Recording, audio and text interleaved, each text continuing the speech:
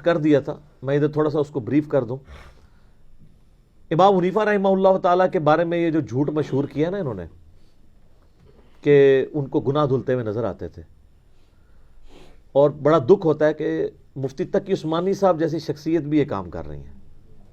وہ اس لیے کر رہے ہیں کہ وہ یہ سمجھتے ہیں کہ شیخ الحدیث شیخ زکریا کاندلوی نے فضائل اعمال شریف میں جب لکھ دیا ہے تو ٹھیک ہوگا, اور اس میں آگے یہ بھی لکھا ہے کہ ان کو یہ بھی پتہ چل جاتا تھا اس نے حرام کام کیا ہے یا اس نے کوئی واجب چھوڑا ہے یا کوئی مکروہ کام کیا ہے یا بالکل یعنی کوئی مستحب چھوڑا ہے, ایک ایک نٹی گریٹیز وہ ان کو پتہ چل جاتا تھا. تو میں نے اس پہ میرے کلپ بھی چڑھے ہوئے ہیں کہ بخاری مسلم میں حدیث ہے قیامت والے دن اللہ تعالیٰ گناہگار شخص کو بلا کے کہے گا کہ تو نے یہ کیا, اور اپنے اور اس کے ایک پردہ کرے گا باقی مخلوق سے, کہے گا تو نے یہ کیا یہ کیا یہ کیا, قریب ہے وہ سمجھے گا مارا گیا. اللہ فرمائے گا دنیا میں پردہ رکھا اب بھی رکھوں گا. اللہ تعالیٰ پردہ رکھتا ہے. وہ کہتے ہیں جی اللہ اگر دکھائی دے وہ کڑنا کیا ہے وہ چوں کسی دوسرے بندے کو کسی دوسرے کا گناہ دکھا کے نکالنا کیا ہے اس میں. صحابہ کرام کو تو بخاری مسلم میں آتا ہے نبی علیہ السلام کا خچر بدک گیا, آپ رک گئے, اور وہ کہتے ہیں جی دیکھا نا خچر بدکا ہے, تو بزرگ بھی بدک سکتے ہیں.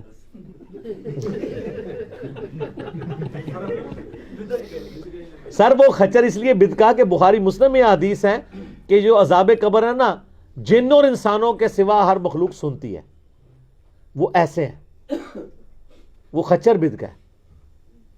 وہ کہتے ہیں دیکھیں, اور یہ بیان کرتے ہیں, وہ کہتے ہیں نبی علیہ السلام خچر کے اوپر بیٹھے تو خچر کو بھی علم غیب آ گیا. نبی علیہ السلام جس خچر پہ بیٹھے اس کو تو علم غیب آ گیا, اور جو ہر وقت نبی کی صحبت میں رہتے ہیں ان کو پتہ ہی نہیں چلتا قبر کو عذاب ہو رہا ہے, یعنی صحابہ کرام. یعنی پھر آپ یہ کہنا چاہ رہے ہیں کہ خچر کا علم صحابہ کرام سے زیادہ ہے ایج اے انجینئرنگ. کیا بات, انجینئرنگ. اور بھائی خچر کو اللہ نے ڈومین اس کی وہ رکھی ہے, جیسے پرندہ اڑ سکتا ہے کوئی بزرگ نہیں اڑ سکتا. اب تو ہم اعتماد سے کہہ سکتے ہیں نا نہیں اڑ سکتا نا سر, ثابت ہو گیا ہے, کئی دفعہ کر چکے ہیں. ورنہ جنہوں شوق ہے اڑنے کا مینار پاکستان چڑھانے ہیں انہوں. تو یہ پھر وہ کہتے ہیں کہ جی وہ اللہ دکھاتا, وہ اللہ کے بارے میں ولا تقولوا علی اللہ الا الحق, اللہ کے بارے میں کوئی ایسی بات نہ کرو مگر وہ جو حق پر سچ پہ مبنی ہے. آپ کو کس نے اختیار کیا ہے کہ آپ لوگوں کو اللہ کے نام کے اوپر یہ دھوکہ دو کہ امام حنیفہ کو اللہ چاہے تو نہیں دکھا سکتا, یہ کرامت ہے. سر یہ کرامت صحابہ کو تو نہیں ملی, صحابہ کرام کو تو نہیں پتہ چلا. اسامہ ابن زید کی حدیث یاد کر لیں بخاری مسلم کی, ایک جنگ کے دوران کافر نیچے آیا, تلوار کی نوک جب قریب پہنچی کلمہ پڑھ لیا, پھر بھی انہوں نے قتل کر دیا. بعد میں قلق رہا, نبی علیہ السلام سے آ کے عرض کیا یا رسول اللہ اس طرح مجھ سے ہو گیا تھا. آپ نے فرمایا جب اس نے کلمہ پڑھ دیا تھا تو نے اس کو کیوں قتل کیا؟ کہا یا رسول اللہ اس نے اوپر سے پڑھا تھا, دل سے نہیں فرمایا پڑھا تھا. آپ نے فرمایا کیا تو نے اس کا دل چیر لیا تھا؟ اسامہ تو کیا کرے گا جب قیامت والے دن وہ لا الہ الا اللہ پڑھتا ہوا کھڑا ہوگا, اللہ کے حضور تیرے خلاف مقدمہ کرے گا, اسامہ تو کیا کرے گا, اسامہ تو کیا کرے گا. نبی علیہ السلام یہ جملہ ریپیٹ کرتے رہے. اسامہ کہتے ہیں میرے دل میں اس وقت خیال ہے کاش آج سے پہلے میں کافر ہوتا, آج میں کلمہ پڑھ کے مسلمان ہوتا, میرا یہ گناہ تو معاف ہو جاتا. تو اسامہ ابن زید حضور کے لاڈلے ترین صحابی, آپ کے پوتوں کی مانند, وہ تو دل نہیں چیر سکتے. تو امام حنیفہ رحمۃ اللہ علیہ کو گناہ دھلتے ہوئے نظر آ جاتے تھے. وہ کہتے ہیں جی وہ دیکھیں نا حدیث شریف میں ہے کہ وہ وضو سے گناہ دھلتے ہیں. یہ آدھی سٹوری تو آپ نے حدیث شریف سے لی, باقی آپ نے رنگ خود بھرے. اے ان جی ہے تراوی بھی تراوی ثابت ہو گیا, اتراوی ہے. تو امام حنیفہ رحمۃ اللہ علیہ نے کہیں بھی جو ہے وہ یہ دعویٰ نہیں کیا کہ میں گناہ دھلتے ہوئے دیکھ لیتا ہوں. یہاں امام حنیفہ کا مذاق نہیں اڑا رہے, بلکہ ان کے نام کے اوپر جو کچھ کھڑا کیا ہے. وہ ایک مولانا ہے, انشاءاللہ اس کو بھی کبھی ہم ڈیٹیل سے اس کے اوپر کریں گے. وہ اپنے آپ کو مفتی اعظم امریکہ کہتا ہے. ہاں وہ ایک مولانا ٹرمپ کے ملک والا مولانا. تو وہ ان چیزوں کا نا اس کو کسی نے پتہ نہیں اس کو مشورہ دیا کہ تو بھی مشین ہی چاہتے تھے. میں ہالے تک ہاتھ تھوڑا سائڈ تے رکھیا, میں ہالے مشین تے چڑھایا نہیں.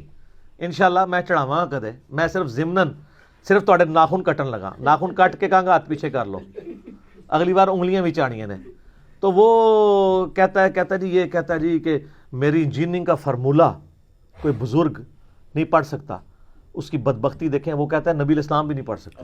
استغفر اللہ. میں دعوے سے کہتا ہوں کہ اللہ کے نبی اللہ کی حجت ہے دنیا پہ. بے شک اگر وہ ان کو یہ چیلنج دیا جائے نبوت کے اعتبار سے، اور اللہ تعالیٰ ان کو وہ سکھا دے گا۔ بے کیوں؟ شک۔ نبی علیہ السلام سے ان کی مبارک زندگی میں کئی سوال ہوئے ہیں۔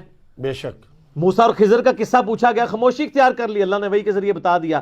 آپ کہتے ہیں آپ کے بابوں کا اللہ کے ساتھ تعلق ہے، تو سکھائے نا ان کو۔ تو وہ بابوں کو بچانے کے پیچھے نبی علیہ السلام کی توہین کر گئے۔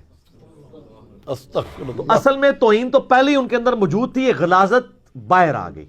جو ہم یہ کہتے ہیں نا کہ یہ پیغمبروں سے زیادہ درجہ دیتے ہیں اپنے بابوں کو، یہ پریکٹیکلی جب یہ اس قسم کے بکواسات کرتے ہیں نا، ثابت میں ہوتے ہیں۔ اور یہ ثابت ہوتی ہے۔ اور میں آپ کو کلیئر کٹ بتاؤں، یہ پاکستان میں ہوتا نا تو میں خادم رضوی صاحب حفظہ اللہ سے ریکویسٹ کرتا، آپ دیکھتے اس کے ساتھ ہوتی کیا 295C نہ لگی ہوتی اس کے اوپر ابھی تک۔ تو یہ میرے کلپ سے ڈریں آپ، میں یہ فتنہ کھڑا نہیں کرنا چاہتا، ورنہ میں اس کو لا کے اتنا عام کروں کہ اس کا امریکہ میں رہنا مشکل ہو جائے جب تک یہ رجوع نہ کرے۔ اس کے نیچے بھی کئی لوگوں نے کامنٹس کیے ہیں کہ جی علی سے ہمیں لاکھ اختلاف، لیکن آپ نے تو رسول اللہ کی توہین کر دی ہے یہ جواب دیتے ہوئے۔ تو سر اب آپ کو بھی سمجھ آ جانی چاہیے یہ بابوں کے دفاع میں کس حد تک غلاظت میں اتر سکتے ہیں۔ اور یہ آٹومیٹک ہے سر، ایک دل میں اللہ کے نبی کی محبت صلی اللہ علیہ وآلہ وسلم اور بابوں کی غلط تعلیمات کٹھی نہیں ہو سکتی۔ بے شک۔ یہ اللہ ان سے چھین لیتا ہے۔